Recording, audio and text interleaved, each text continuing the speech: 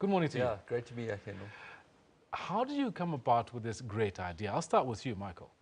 Well, all around the world, the big running events are not actually the city marathons that we see on TV, the Boston marathons and the London marathons, but actually the shorter distance running events like the Bay to Breakers event in San Francisco with 120,000 people. Yep. And we really, with the love that South Africans have for running, we really wanted to create a platform of events in South Africa that allows for mass participation, but at the same time combines it with the inspiration and the excitement of world-class performances.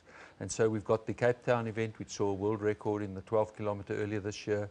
In 2 weeks' time, we've got the Johannesburg event, the FNB Joburg 10K, and then we go to Durban. And the Durban event is the one where we bring in the world-class athletes, and we're going to try and run the fastest 10K in the world.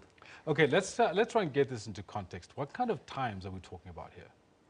Well, it's fast times. The world record just under, Manfred's the expert, but the world record just under 27 minutes. The South African record is just in the region of 27:30 for men. And so we're looking at fast times in the sense of the world class times are much faster than the South African times.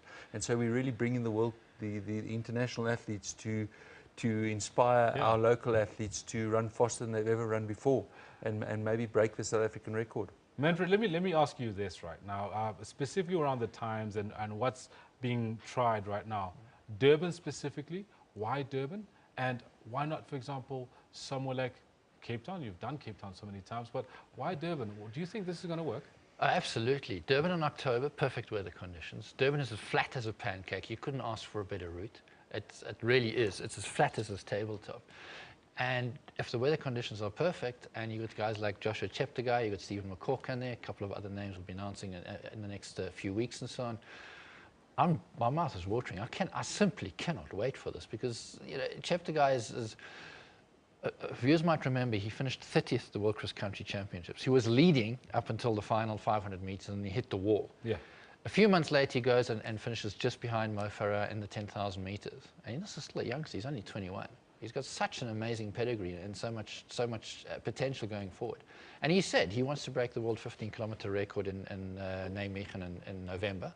This is going to be the perfect setup for him. So yeah, expect fast times. McCork has gone on record as saying he wants his own SA record, 27:38.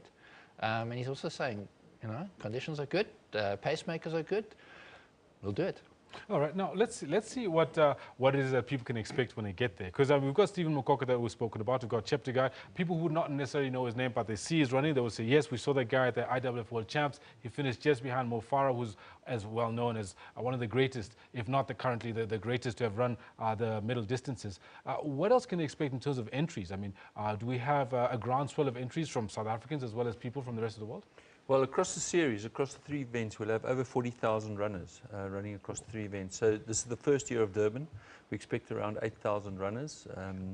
In Cape Town and Johannesburg, 15,000 runners. So it's a big event for Durban. I think there's a lot of entertainment, there's a lot of fun things happening, but there's a lot of support from sponsors also for the event. So I think it's going to be an overall experience.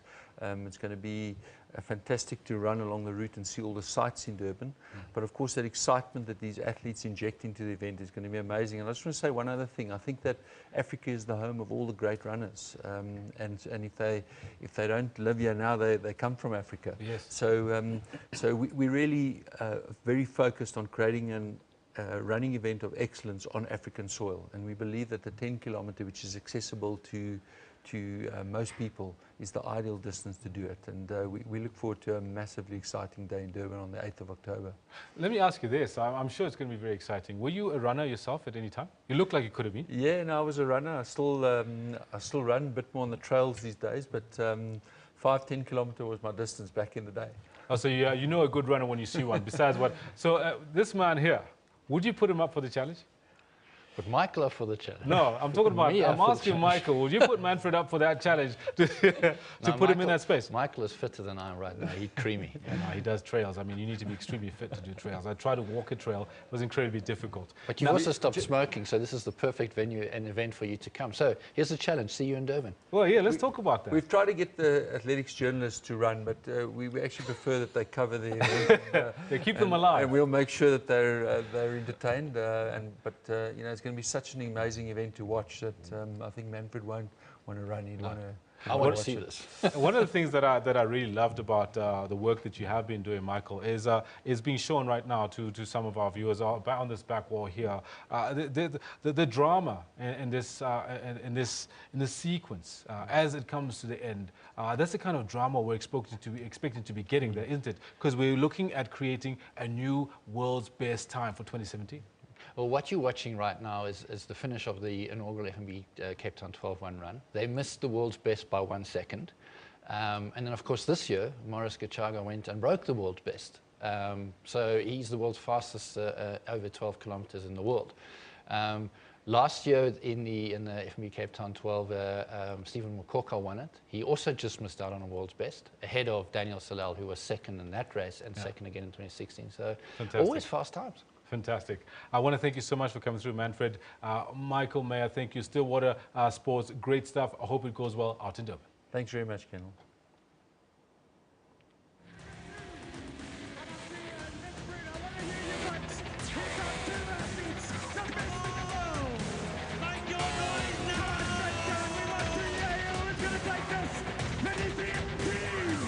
He's got Dennis